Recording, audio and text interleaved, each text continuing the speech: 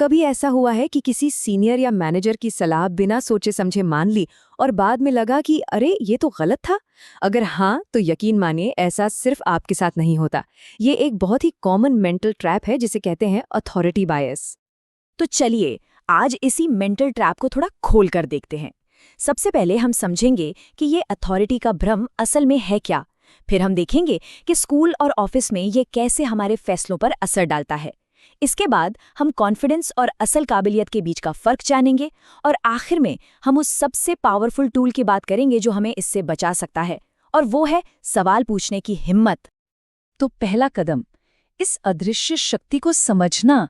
आखिर ये अथॉरिटी का भ्रम है क्या और ये हमारे फैसलों पर इतने चुपके से असर डालता कैसे है? चलिए पता करते हैं। ये लाइन कभी दिमाग में आई है?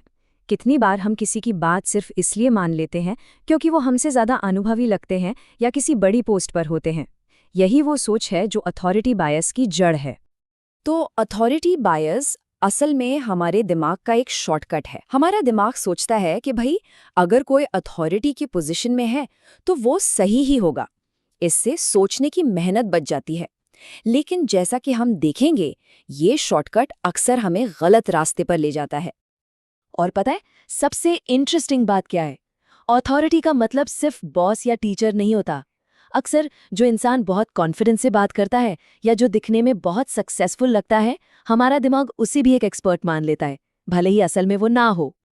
ठीक है, थ्योरी तो समझ आ गई, पर असल जिंदगी में ये बायस दिखता कैसा है?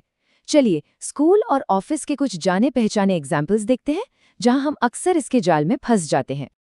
चलिए एक बहुत ही कॉमन सीन इमेजिन करते हैं। शायद हम सबने कभी ना कभी इसे देखा है। कॉलेज का पहला साल है और एक सीनियर अपने जूनियर्स को एग्जाम की तैयारी के लिए गुरु मंत्र दे रहा है। और ये वो सलाह है जो अक्सर सुनने को मिलती है, सीनियर ने कहा, और कई जूनियर्स ने इसे पत्थर की लकीर मान लिया। उन्होंने शायद कभी सेल्फ स्टडी करने की कोशिश ही नहीं की, सिर्फ इसलिए क्योंकि अथॉरिटी ने ऐसा कह दिया था।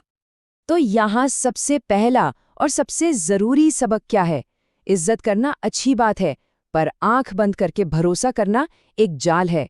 Respect yes, blind acceptance no. जानकारी को वेरीफाई जरूर करें।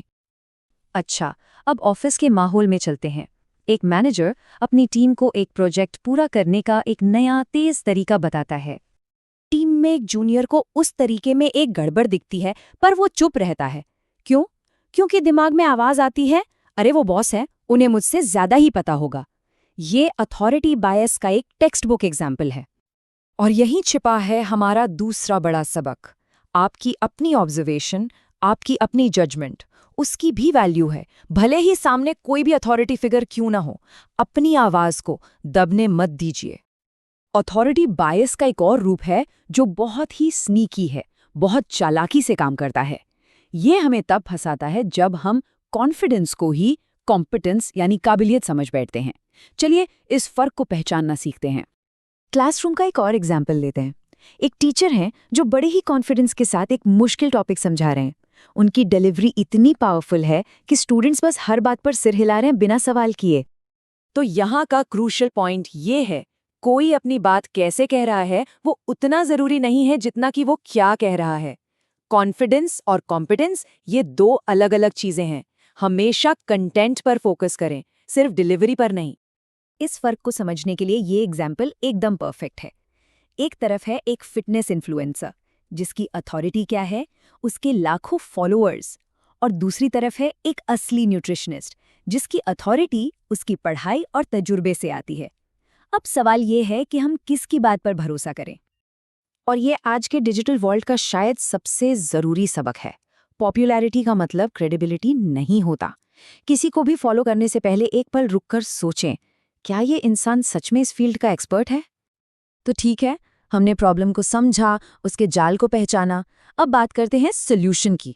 हमारे पास वो सबसे पावरफुल टूल क्या है जो हमें इस बायस के असर से बचा सकता है। चलिए क्लास में वापस चलते हैं। टीचर कुछ समझा रही हैं और सब बच्चे चुपचाप सुन रहे हैं। लेकिन एक स्टूडेंट को याद आता है कि टीचर जो बता रही हैं वो किताब में लिखी बात से थोड़ा अलग है। अब ज्यादातर लोग डर के मारे चुप रह जाते, लेकिन वो स्टूडेंट वो बड़ी ही पोलाइटली लेकिन फर्म होकर अपना सवाल पूछता है। ये दिखाता है कि अथॉरिटी को चैलेंज करने का मतलब बदतमीजी करना नहीं होता। और ये हमें हमारे आखिरी और सबसे इम्पॉर्टेंट माइंडसेट शिफ्ट पर लाता है। सवाल पूछने की हिम्मत रखना ये डिसरिस्पेक्ट नहीं है, बल्कि ये सीखने की प्रोसेस को सबके लिए बेहतर बनाता है। तो इस पूरी बातचीत का निचोड़ क्या है? अथॉरिटी का सम्मान करना जरूरी है, पर आंखें बंद करके उनकी हर बात मान लेना ये सही नहीं है। अपनी सोचने की शक्ति का इस्तेमाल करें, क्योंकि आखिर में सबसे बड़ी अथॉरिटी आपका अपना दिमाग है।